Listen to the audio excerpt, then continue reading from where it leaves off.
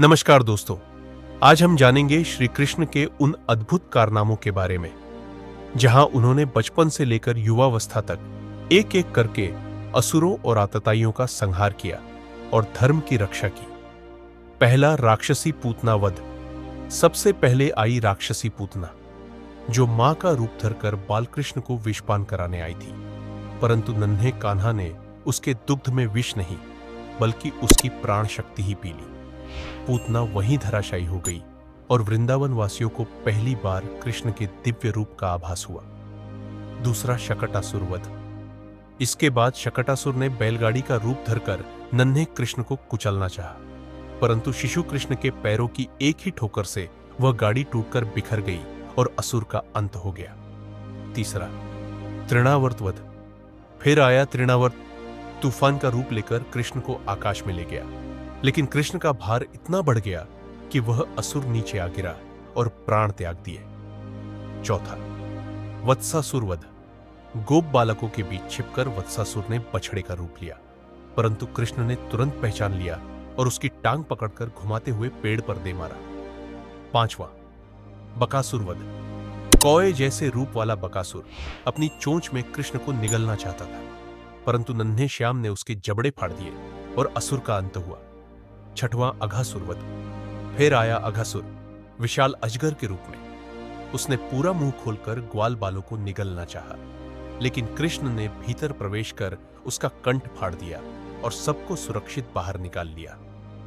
सातवां, धेनुकासुर वध। तालवन में धेनुकासुर और उसके गधे रूपी साथी रहते थे। बलराम ने धेनुकासुर को पकड़कर घुमा घुमाकर पेड़ों पर पटका।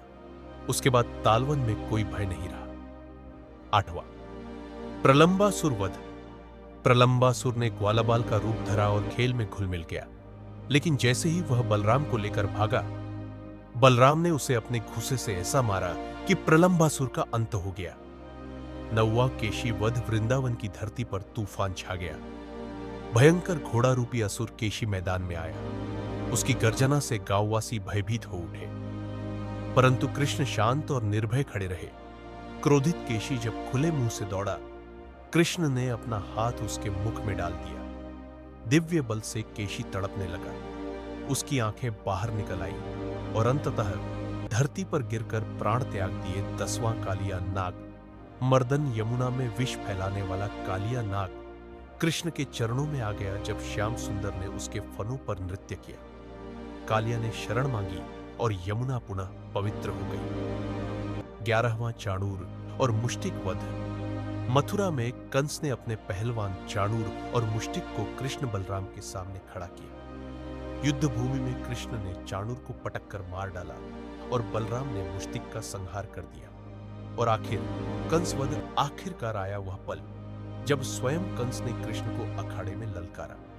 श्री कृष्ण ने उसे उसके सिंहासन से खींचकर नीचे गिराया और उसका वध कर दिया। मथुरा में धर्म की पुनः स्थापना हुई। दोस्तों, ये थे श्री कृष्ण के अद्भुत पराक्रम, जहां एक नन्हे बालक ने असुरों का विनाश कर धर्म और भक्ति की शक्ति का प्रमाण दिया। यही है श्री कृष्ण, नटखट, मुरलीधर और धर्म रक्षक। चारों तरफ गूंज उठा, भगवान श्री कृष्ण जी की जय हो।